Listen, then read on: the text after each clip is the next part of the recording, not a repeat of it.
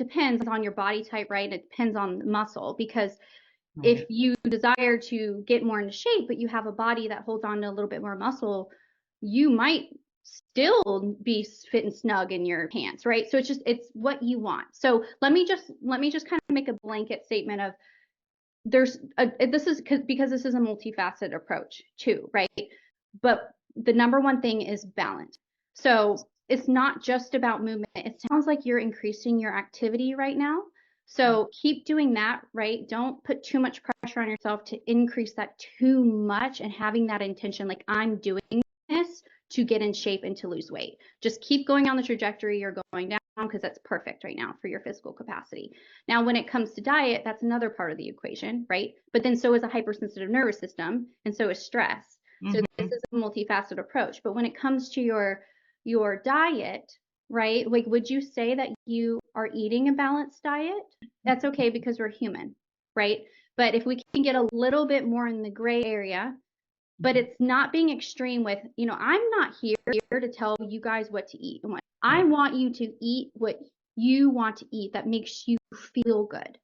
But you're coming here and you're asking the question because I don't think you feel good right now about yourself, right? So something Mhm. has to change.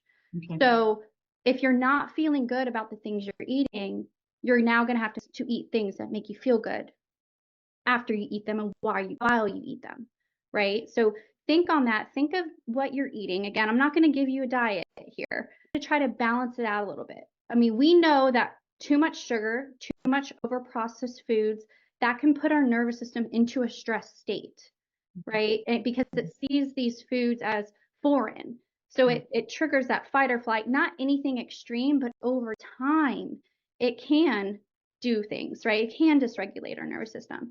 So shying away a little bit more from a lot of sugar, and not good sugar, like fruit is good sugar, Right. but like the processed sugar, So maybe trying to balance that out a little bit more, even portions control too, because there's still an aspect, you guys, when it comes to calories in, calories out. It's not everything, okay, but it is a piece of the puzzle. Mhm. So, but with you, with movement already, that's why I wouldn't be too, I don't want you to be too extreme. It doesn't sound like you're going to be. So keep doing the activity you're doing. I would just try to try when it comes to the sugars and these extra processed foods, try to maybe grade those out a little bit. And Okay. when I'm talking to you about this, Jeanette, does anything come to mind maybe of like, okay, maybe I can try to replace some of those foods with better sugars like fruit, or Sure. even drinking more water throughout the day, right? Sure. Just small little things, nothing extreme, Okay. okay? Yeah. Because at the end of the day, we want to have balance. And, if I'm talking from my heart, I eat processed foods, but I also eat fruits and I eat vegetables and I eat meat.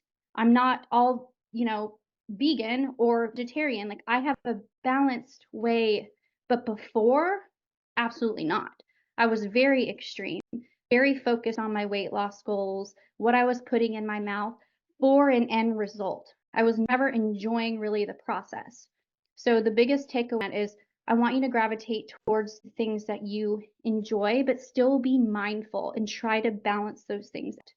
But I promise you though too, once your nervous system it gets more regulated, this is going to be a little bit easier for you to make these decisions, because the way our food decisions and the way we act and behave usually comes from our mental state.